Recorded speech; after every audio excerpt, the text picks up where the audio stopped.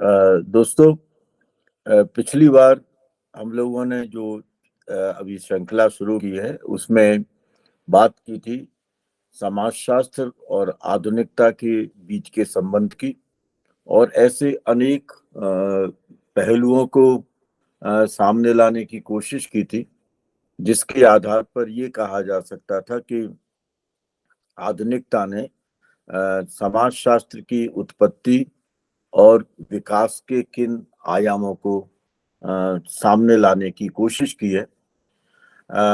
अब हम इस श्रृंखला में शुरू कर रहे हैं समाजशास्त्र के विकास के विभिन्न पक्षों को समझने की। ये जो विभिन्न पक्ष हैं, इसमें आने वाली जो श्रृंखला होंगी उसमें आपको समाजशास्त्र के विभिन्न विचारकों के बारे में और समाजशास्त्रीय सिद्धांतों के बारे में जानने का मौका मिलेगा।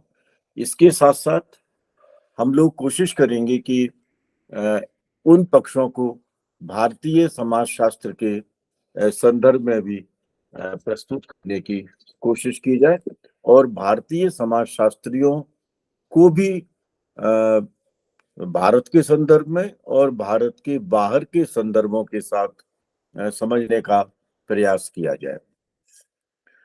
एक्चुअल में समाजशास्त्र का विकास एक बहुत जिसको कह सकते हैं बहुआयामी प्रक्रिया है।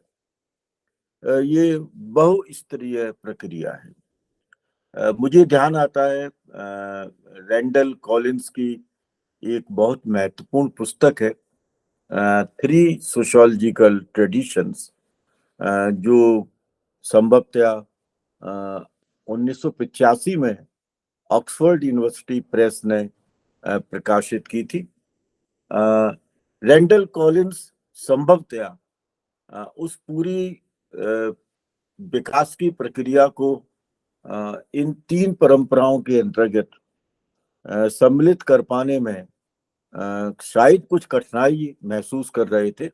इसलिए 1994 में फिर ऑक्सफोर्ड यूनिवर्सिटी प्रेस से रैंडल कॉलिंस की एक एडिटेड पुस्तक प्रकाशित हुई, जिसका टाइटल था फोर सोशियोलॉजिकल ट्रेडिशन।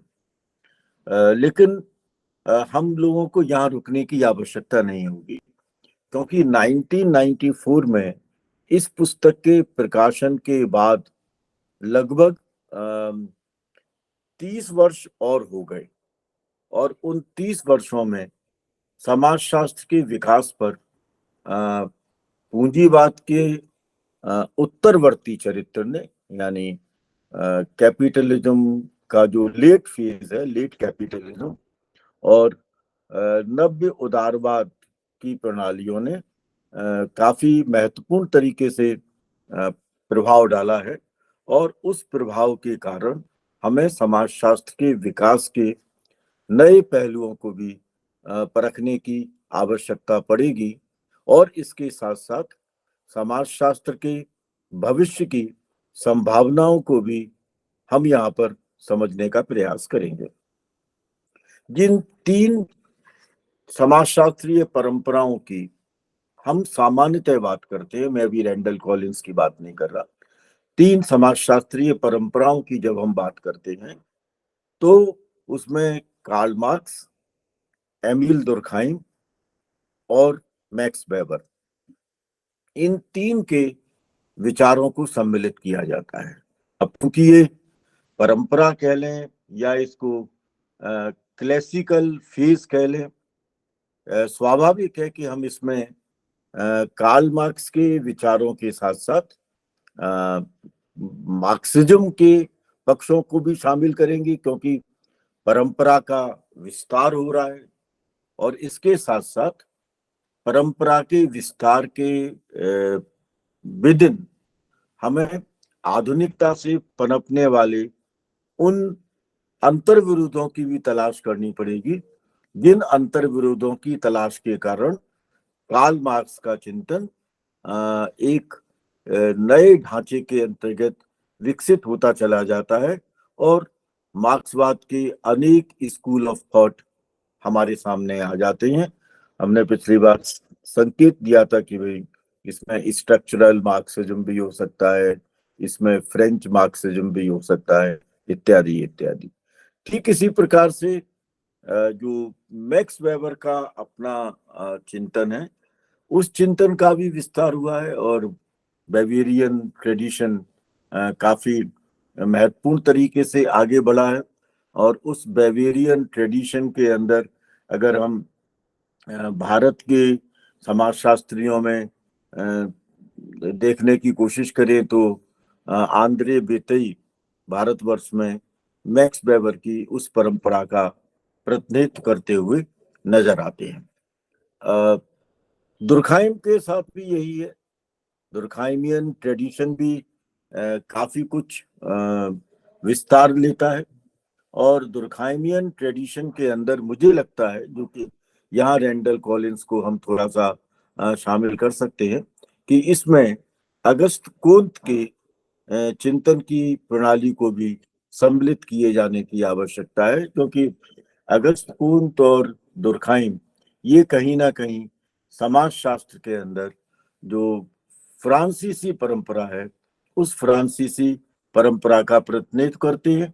और मार्क्स और मैक्स वेबर जर्मनी की परंपरा का प्रतिनिधित्व करते हैं। ये बात अलग है कि मैक्स वेबर तो जर्मनी के थे, लेकिन मार्क्स जर्मनी के होने के बावजूद उनको कई देशों के अंदर जाना पड़ा निष्कासन की प्रक्रिया के कारण, और फाइनली वो ब्रिटेन में सेटल हुए। तो ये एक हमें मोटा मोटा स्वरूप देखने को मिलता है। दूसरा ये भी है कि जो समाजशास्त्र की परंपराएं हैं, उन समाजशास्त्र की परंपराओं में हम दुर्खाइम और मैक्स वेबर को जब तलाशने की कोशिश करते हैं तो क्राइसिस के फेस हैं। मैक्स वेबर के सामने प्रथम विश्व युद्ध की स्थितियां मौजूद थी। दुर्खाइम के सामने ड्राइफस आंदोलन और एंटी सेमिटिसिज्म की परिस्थितियां मौजूद थी। और कार्ल मार्क्स के सामने फ्रांस की क्रांति के उपरांत का जो पक्ष था, और इसके साथ साथ उन्होंने फ्रेंच कम्यून के पार्ट को भी परखने का प्रयास किया था। भारत के प्रथम स्वाधीनता संघर्ष पर भी कार्ल मार्क्स की अपनी टिप्पणियां हैं। और पूंजीवाद के विकास और पूंजीवाद के अंतर्विरोध को भी मार्क्स ने बताने की कोशिश की है। एक बात और इंटरेस्टिंग है इसमें दोस्तों, कि मार्क्स, मैक्स वेबर और दुर्खाइम तीनों के चिंतन में पूंजीवाद कहीं ना कहीं एक बहुत महत्वपूर्ण स्थान ग्रहण करता है। तीनों के ही विचारों में पूंजीवाद से संबंधित चिंतन हमको नजर आता है। और इसलिए इस पूरे के पूरे परिदृश्य को अगर हम एक समन्वित स्वरूप में देखने की कोशिश करें तो हम ये कह सकते हैं कि समाजशास्त्र के विकास के अंदर हमें समाजशास्त्र और पूंजीवाद और इससे जुड़ा हुआ आधुनिक समाजशास्त्रीय सिद्धांत, और दूसरा समाजशास्त्र पूंजीवाद के अंतर्विरोधों के कारण शेप लेता हुआ समाजवाद और उसका आधुनिक समाजशास्त्रीय सिद्धांत पर प्रभाव, और उसके बाद इन दोनों में से निकलने वाली विभिन्न धाराएं, इन सबको केंद्र में रखकर हम समाजशास्त्र के विकास की बात कर सकते हैं और उसमें हम परंपराओं को स्थान दे सकते हैं। बहरहाल मैं सबसे पहले रैंडल कॉलिंस के दृष्टिकोण पर अपने आप को केंद्रित करता हूं, क्योंकि ये एक फोकल पॉइंट हो सकता है समाजशास्त्र के विकास को समझने का। तो सबसे पहले तो हम ये देखें कि समाजशास्त्र की तीन परंपराओं की जो बात की थी उन्होंने, उन तीन परंपराओं में रैंडल कॉलिंस क्या बोलते हैं। उनका कहना यह है कि ये जो तीन परंपराएं थी, इन तीन परंपराओं को हम कॉन्फ्लिक्ट ट्रेडिशन, संघर्ष की परंपरा यानी संघर्षवादी सिद्धांत के साथ हम इसको देखें। और इस परंपरा में रैंडल कॉलिंस, कार्ल मार्क्स और मैक्स वेबर इन दोनों के विचारों को शामिल करते हैं, और इसके साथ साथ फ्रेडरिक एंगल्स को भी इसके अंदर उन्होंने सम्मिलित किया है। अब सामान्यतः तो हम ये मान करके चलते हैं कि कार्ल मार्क्स और मैक्स वेबर इन दोनों के विचार एक दूसरे के विपरीत है, एक दूसरे से इनकी अपनी अनेक असहमतियां रही हैं। तो किस तरह से कॉन्फ्लिक्ट ट्रेडिशन में कार्ल मार्क्स को और मैक्स वेबर को शामिल किया जाए, फ्रेडरिक एंगल्स तो शामिल हो ही जाते हैं, उसमें तो कहीं किसी तरह की कोई असहमति हो ही नहीं सकती है। कॉलिंस का मानना यह है कि इन तीनों में, कार्ल मार्क्स, फ्रेडरिक एंगल्स और मैक्स वेबर, इन तीन के विचारों में एक समानता है, और वो समानता ये है कि तीनों ने ही पूंजीवाद के सिद्धांत को विकसित करने का प्रयास किया है। तीनों ही विचारक सामाजिक स्तरीकरण की बात करते हैं, और तीनों के ही चिंतन में राजनीतिक संघर्ष के तत्व हमें साफ साफ देखने को मिलते हैं। तो पॉलिटिकल कॉन्फ्लिक्ट, सोशल स्ट्रेटिफिकेशन और कैपिटलिज्म की व्याख्या, इन तीन की उपस्थिति हमें कार्ल मार्क्स, फ्रेडरिक एंगल्स और मैक्स वेबर के विचारों में देखने को मिलती है। और इसलिए जब three sociological traditions Randall Collins ने लिखा, तो उसमें उन्होंने कार्ल मार्क्स, फ्रेडरिक एंगल्स और मैक्स वेबर को शामिल किया। लेकिन जब वो फोर सोशियोलॉजिकल ट्रेडिशंस पर आते हैं, तो इसमें थोड़ा और विस्तार कर देते हैं। अब इन तीन के साथ साथ इसमें रैल्फ डेरेंडोर्फ, लेंस्की और खुद रैंडल कॉलिंस, जिन्होंने की कॉन्फ्लिक्ट का सिद्धांत दिया, इनको सम्मिलित किया गया है। इसका मतलब ये हुआ कि जब हम कॉन्फ्लिक्ट ट्रेडिशन की बात करेंगे समाजशास्त्र के अंदर, तो हमें Karl Marx, Friedrich Engels, Max Weber और इसके साथ साथ हमको इसमें शामिल करना पड़ेगा रैल्फ डेरेंडोर्फ, लेंस्की और रैंडल कॉलिंस। ये एक मोटा मोटा संदर्भ है जिसको कि शामिल करें। मेरा अपना मानना यह है कि इन सब विचारकों के साथ साथ हमें कॉन्फ्लिक्ट ट्रेडिशन के अंदर फ्रैंकफर्ट स्कूल और फ्रैंकफर्ट स्कूल के जो विचारक रहे हैं, उनको भी कहीं ना कहीं स्थान देने की आवश्यकता लगती है। और अगर हम इसके अंदर फ्रैंकफर्ट स्कूल को भी सम्मिलित कर लें, तो ये चिंतन काफी व्यापक हो जाता है।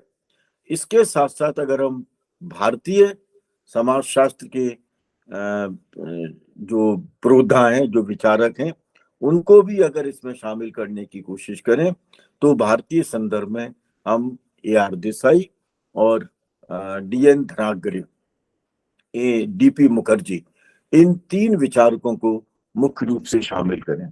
तो AR Desai, DP Mukherjee, DN धनागरे, मैं उन लोगों की बात कर रहा हूं जो कि ट्रेडिशंस की रचना करते हैं, जो परंपराओं के साथ जुड़ते हैं। बाद में तो अनेक ऐसे विचारक हैं भारतवर्ष के अंदर भी और विश्व के परिदृश्य पर भी, जिन्हें कॉन्फ्लिक्ट स्कूल ऑफ थॉट के साथ जोड़ा जा सकता है, जो कॉन्फ्लिक्ट ट्रेडिशन की बहुत महत्वपूर्ण कड़ी है। लेकिन परंपरा को जहां तक शुरू करने की बात है, उसमें Karl Marx, Friedrich Engels, Max Weber, ये तीन लोग शामिल होते हैं। इस परंपरा को कुछ मॉडिफिकेशंस के साथ डेरेंडोर्फ, लेंस्की, कॉलिंस बढ़ाने की कोशिश करते हैं। फिर बेस स्ट्रक्चर्स और सुपर स्ट्रक्चर्स के बीच के रिलेशनशिप में संस्कृति और अन्य पक्ष कैसे महत्वपूर्ण हो जाते हैं, तो इसमें फ्रैंकफर्ट स्कूल आ जाता है, जिसमें एडोर्नो, हॉरिकमियर इत्यादि शामिल हो जाते हैं।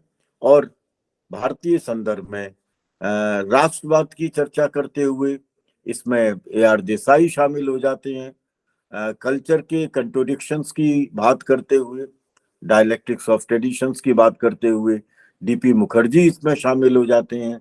और पीजेंट मूवमेंट की डायलेक्टिकल हिस्टोरिकल मेथड्स के आधार पर चर्चा करने के कारण डी.एन. धनागरे इसमें शामिल हो जाते हैं।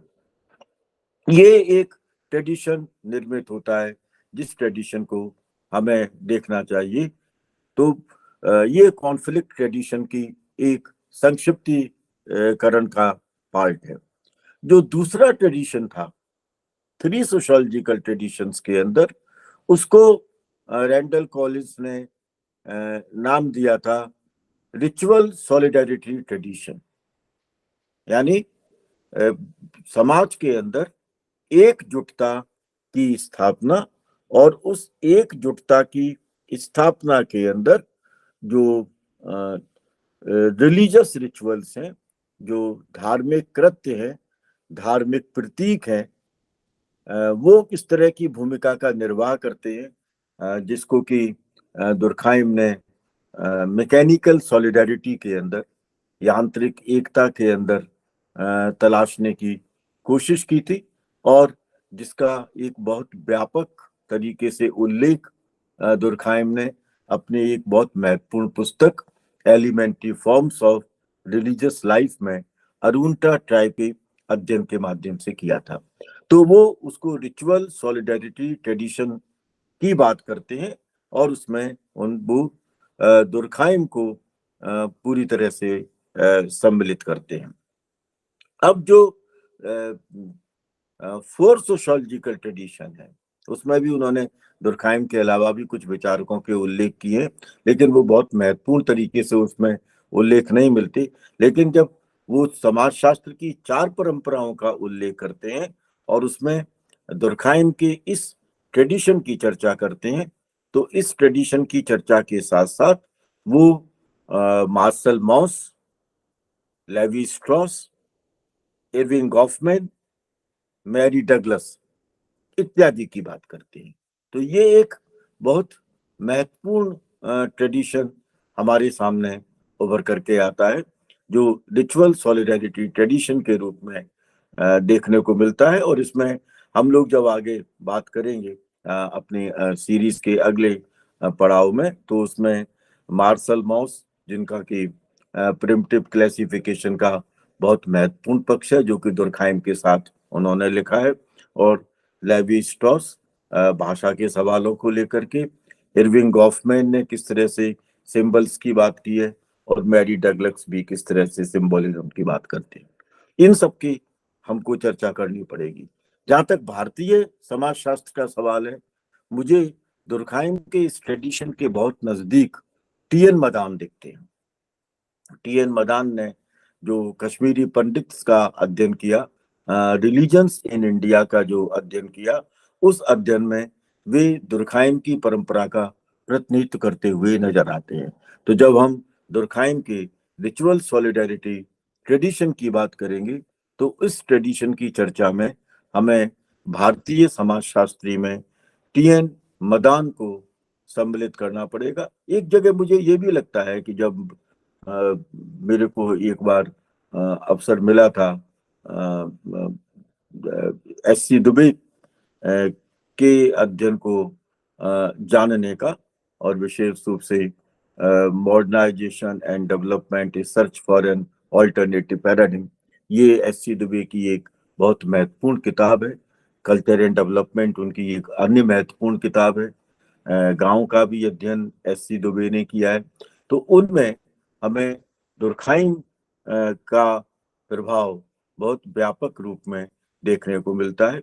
और जहाँ तक भारतीय समाजशास्त्र के अंदर सामाजिक मानव शास्त्र का सवाल है, तो सामाजिक मानव शास्त्र में दुर्खाइम के इस प्रभाव को हम एल.पी. विद्यार्थी के ऊपर भी देख सकते हैं, और एक सीमा तक छोटा मोटा जो विश्लेषण किया जा सकता है, वो विश्लेषण हम राजस्थान के बहुत महत्वपूर्ण सामाजिक मानव शास्त्री और समाजशास्त्री एस.एल. जोशी के संदर्भ में भी कर सकते हैं।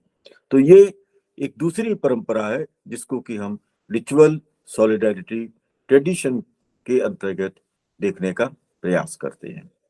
जो तीसरी परंपरा है रैंडल कॉलिंस की 3 सोशियोलॉजिकल ट्रेडिशंस के अंदर वो माइक्रो इंटरेक्शनिस्ट ट्रेडिशन है, यानी सूक्ष्म अंतःक्रियात्मक परंपरा। देखिए, समाजशास्त्र के अंदर अंतःक्रिया सबसे महत्वपूर्ण अवधारणाओं में से एक है। जब आप उन अंतःक्रियाओं को अपने उद्देश्यों की पूर्ति के लिए करते हैं, तो वो 2 तरह की अंतःक्रियाएं हमको देखने को मिलती हैं। एक वो अंतःक्रियाएं हैं जो लघु समूहों के अंतर्गत होती हैं, स्मॉल ग्रुप्स के अंदर होती हैं, और उन स्मॉल ग्रुप्स में वो अंतःक्रियाएं हमारे समाजीकरण की प्रक्रिया को प्रभावित करती हैं, हमारी सामाजिक अस्तित्व की निरंतरता से जुड़ी हुई जो आवश्यकताएं हैं, उन आवश्यकताओं को पूरा करने के लिए उन अंतःक्रियाओं को किया जाता है।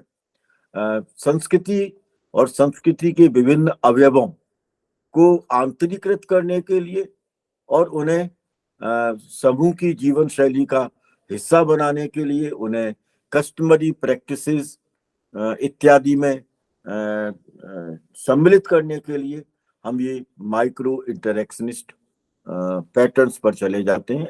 हम लघु समूहों के अंदर अपनी उन अंतःक्रियाओं को करते हैं। दूसरा होता है जिसको कि स्वाभाविक है कि इसका जो अपोजिट होगा वो उसमें मैक्रो इंटरेक्शनिस्ट ट्रेडिशन होगा, और वो मैक्रो इंटरेक्शनिस्ट ट्रेडिशन में हम उन समूहों के साथ अंतःक्रिया करेंगे जो बड़े समूह हैं। तो यहाँ पर हम बड़े समूह का एक हिस्सा बन करके, एक विशाल समूह का हिस्सा बन करके, दूसरे विशाल समूह के साथ एक विशाल समूह का हिस्सा बन करके अन्य मध्य स्तर के जो समूह हैं उनके साथ अंतःक्रिया करेंगे। जैसे मान लीजिए, एक जाति की दूसरी जाति के साथ अंतःक्रिया, एक राष्ट्र राज्य की दूसरे राष्ट्र राज्य के साथ अंतःक्रिया, और राष्ट्र राज्य के नागरिक के रूप में या जाति के एक समूह के हिस्से के रूप में एक समूह की दूसरे समूह के साथ अंतःक्रिया। ये हमें मैक्रो इंटरेक्शनिस्ट थ्योरी के अंदर देखने को मिलता है। तो जो माइक्रो इंटरेक्शनिस्ट ट्रेडिशन है उसके अंदर हम जॉर्ज हर्बर्ट मीड, ब्लूमर और गारफिंकल इनको शामिल करते हैं। जॉर्ज हर्बर्ट मीड, ब्लूमर, गारफिंकल, इसके साथ साथ हमको इसमें देखना चाहिए सी एच कूले के साथ में चार्ल्स सैंडर्स पायरस और हसरल एडफर्ड शुर्स, गारफिंकल। ये वो लोग हैं जो कहीं ना कहीं माइक्रो इंटरेक्शनिस्ट जो ट्रेडिशन है उस ट्रेडिशन के विस्तार में, यानी उसके व्यापकीकरण की प्रक्रिया में इनका अपना एक बहुत महत्वपूर्ण योगदान है। यानी सामाजिक अंतःक्रियाओं के विश्लेषण को प्रस्तुत करने का प्रयास बहुत प्रभावशाली तरीके से हमको भारतीय समाजशास्त्र में ऐसा कोई समाज वैज्ञानिक नहीं मिलता जो माइक्रो इंटरेक्शनिस्ट ट्रेडिशन पर जाए, परंतु अगर हम कहीं तलाशने की कोशिश करें तो हम कुछ लोगों का इसमें, कुछ समाजशास्त्रियों का इसके अंदर उल्लेख कर सकते हैं जिन्होंने कि लघु समूहों का अध्ययन किया है। उन लघु समूहों के अध्ययन में हमें एक सीमा पर कहीं दीपांकर गुप्ता भी नजर आते हैं। दूसरे रूप में गए तो इसमें माइक्रो इंटरेक्शनिस्ट ट्रेडिशन में हम आई.पी. देसाई, के.एम. कापड़िया, इरावती कर्वे इत्यादि को सम्मिलित कर सकते हैं। तो ये एक माइक्रो इंटरेक्शनिस्ट ट्रेडिशन के बारे में हमें बात करने की जरूरत है। जो चौथा ट्रेडिशन रैंडल कॉलिंस ने शामिल किया वो है यूटिलिटेरियन और रैशनल चॉइस ट्रेडिशन। ये इन्होंने इसके अंदर शामिल किया है, यानी किसी तरह से उपयोगितावाद का सिद्धांत और तार्किक चयन की परंपरा, ये हमें इसमें देखने को मिलती है। तो इसके अंदर हम ये देखने की कोशिश करें कि पूंजीवाद के विकास ने और पूंजीवाद के प्रभाव ने हमको कितना सेल्फ सेंटर्ड बनाया है, हमको कितना स्वहित केंद्रित बनाया है, चयन की प्रक्रिया में तार्किकीकरण कितना महत्वपूर्ण होता चला गया है, और जो हमारी चयन है, जो हमारी चॉइसेज हैं, जो हमारे चुनाव हैं, उस पर संस्कृति का, बाजार का और राज्य का कितना प्रभाव है, उस प्रभाव को हमें यहाँ पर जानना है। ये प्रभाव हमें लघु समूहों के अंदर अपनी अंतःक्रिया करते हुए भी दिखता है, और व्यापक समूह में भी हमें उस अंतःक्रिया को करते हुए देखने की जरूरत पड़ जाती है। रैंडल कॉलिंस ने इस ट्रेडिशन के अंदर होमन्स, जेम्स सी मार्च, थॉमस सीलिंग, जे.एस. कॉलमन इत्यादि को शामिल किया है। तो ये एक पूरी की पूरी परंपरा है, जो परंपरा हमें यूटिलिटेरियन रैशनल चॉइस ट्रेडिशन के अंदर देखने को मिलती है। भारतीय समाजशास्त्र में जो वर्तमान पीढ़ी के समाजशास्त्री हैं, उन वर्तमान पीढ़ी के समाजशास्त्रियों में हमें रैशनल चॉइस थियरीज को लेकर के बहुत सारे विचारक देखने को मिल सकते हैं, जो कि फेमिनिज्म का भी हिस्सा है, जो कल्चर स्टडीज का भी हिस्सा है, और जिन्होंने स्मॉल ग्रुप्स की स्टडी करते हुए उसमें धर्म के उपयोगितावादी चरित्र को समझने का प्रयास किया है। ये वो पार्ट है जिन पार्ट को हम देख सकते हैं कि यूटिलिटेरियन रैशनल चॉइस ट्रेडिशन के अंदर हम इसे कैसे शामिल करें। बहुत लोग इसके अंदर आ जाते हैं, जिनको कि हम लोग आगे जानने की कोशिश करेंगे। जैसे एक एक सीमा पर हमको लगता है कि इसमें कुछ योगदान दीपांकर गुप्ता की पुस्तकों से भी लिया जा सकता है। कास्ट क्लास नेक्सस और कंट्री टाउन नेक्सस, इन सब के अध्ययन में भी हमको उपयोगितावाद और तार्किक चुनाव की जो प्रभाव है, उन तार्किक चुनावों के प्रभाव को देखने की जरूरत पड़ सकती है। तो हमारा जो अब प्रयास रहेगा, वो प्रयास होगा कि समाजशास्त्र की समूची जो विकास प्रक्रिया है, उस विकास प्रक्रिया में इन विचारकों के योगदान और इन विचारकों के योगदान से निर्मित होने वाले जो सिद्धांत हैं, उन सिद्धांतों को हम जाने। मैंने कुछ ही नामों का उल्लेख किया है, क्योंकि हो सकता है कि जब हम आगे चर्चा करेंगे तो आगे की चर्चा में इसमें अनेक और समाज वैज्ञानिकों के योगदान का एक संक्षिप्त रूप शामिल हो, पर हम मुख्य रूप से बात करेंगे इसके अंदर जब हम क्लासिकल ट्रेडिशन में बात करेंगे तो कार्ल मार्क्स की, मैक्स वेबर की, दुर्खाइम की, जॉर्ज सिमल की, इनकी चर्चा करेंगे। और इसके साथ साथ हम कहीं ना कहीं छूने की कोशिश करेंगे अगस्त कुंत और हर्बर्ट स्पेंसर के योगदान को। फ्रैंकफर्ट स्कूल की अपनी जो भूमिका है, उस भूमिका को भी हम इसमें लाने का प्रयास करेंगे।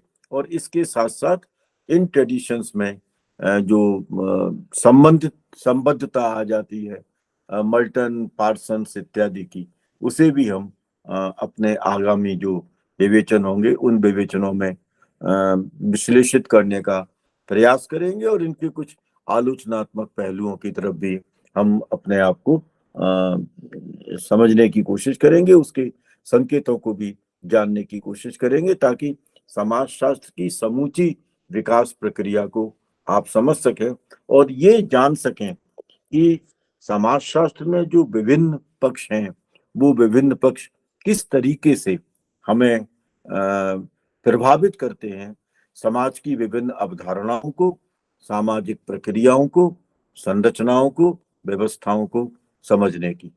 ये है एक छोटा मोटा जो एक विश्लेषण मैंने किया है, और हम आगे की जो सीरीज होंगी उन आगे की सीरीज में इस विश्लेषण को और विस्तार देने का प्रयास करेंगे। बहुत बहुत धन्यवाद।